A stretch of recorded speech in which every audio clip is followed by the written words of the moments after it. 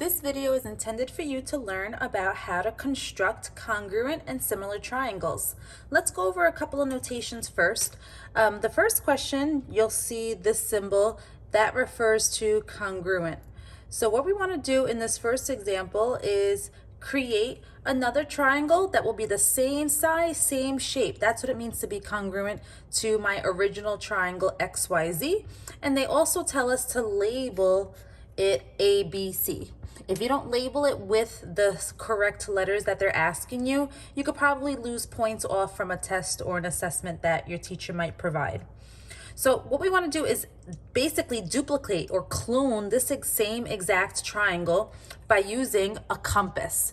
We don't need to use a ruler and measure it using numbers, even though we could to check our answer. All we need is something straight, and we're using this as our measuring tool.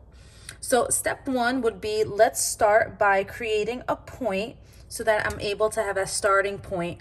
I kind of want to duplicate X. So X would go with letter A according to which parts are congruent, corresponding parts. So A will be the same as X, just like Y will be the same as B. So I kind of want to know where should B be located in my triangle. I want to know how far out I should be making my triangle side. So what we're going to do is take our compass and go ahead and measure side XY with our compass. So I'm going to put my needle on point X and put my compass on point Y and kind of make an arc. If you need to adjust your compass a little bit, feel free. So I know that my compass is that thick or that wide. So I'm going to put my needle now on point A and do the same thing and make an arc. How long do I make my arc? Well, I'm not too sure just yet. I just know that my point B has to be somewhere on there. And I could find that by actually just taking my straight edge and connecting A to this arc. Now I have an intersection point, and that guarantees where point B should be located. Now, where should point C be located? It has to be somewhere in this area up here where I'm pointing, but to be sure, what we need to do is take our compass, and once again, let's measure. So I'm going to put my needle back on point X like we did before and take my compass and use it to measure to see where should that arc be. So you're always marking up your original triangle to show the person that you did use your compass appropriately.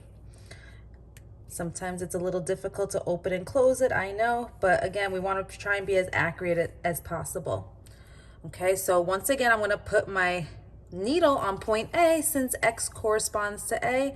And once again, like we said before, I'm not too sure where this point will be located. I have to make sure that all the angles are congruent. So instead of me just taking a guess by putting my ruler like I did before, I'm not too sure how wide to put my ruler.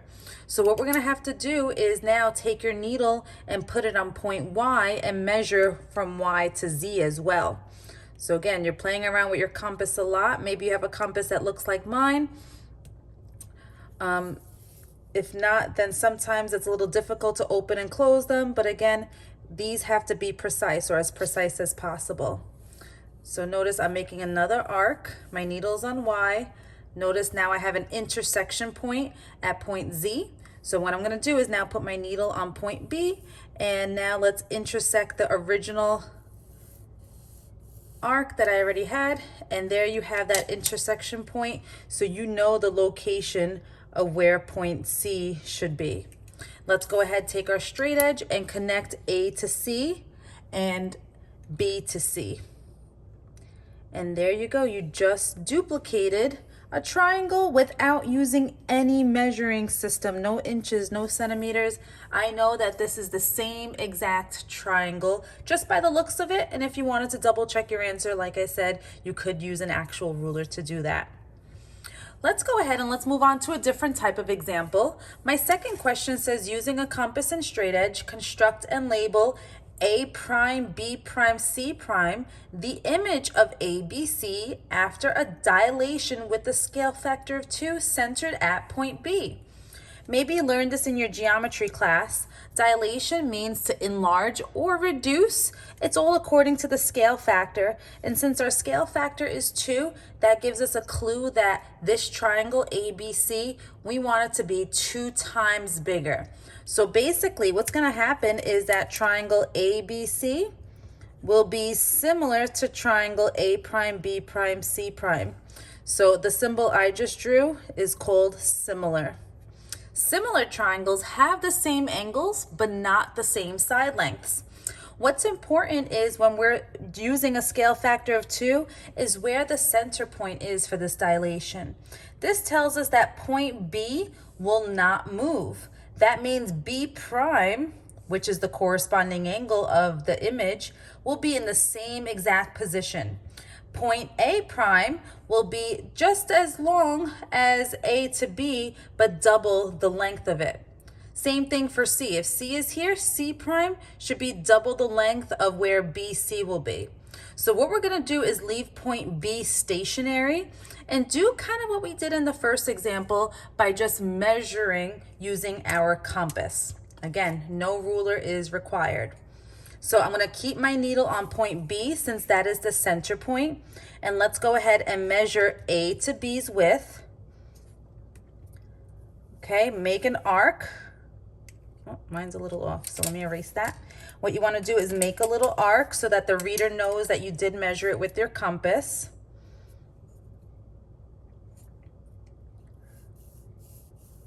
And what I'm going to do is now put my needle on point A, or put it on your arc mark, and we're going to use that same width. So I didn't change my compass width at all. I measured B to A and duplicated it one more time. That told me I have a scale factor of 2.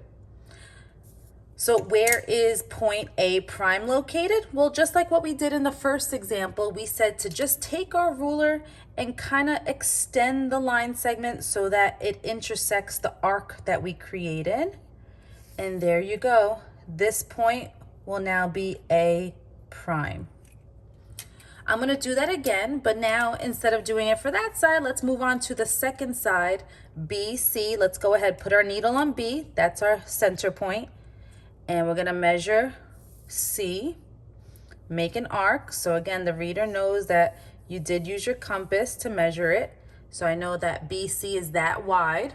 What we're going to do is do it again, duplicate it twice. If the scale factor was 3, for example, I would do this one more time. If the scale factor was 4, I would do it another set of times. Okay, so it all depends on the scale factor. So what I'm going to do is connect C, or even BC, to the arc that we had here. And now I'm going to label this point C prime.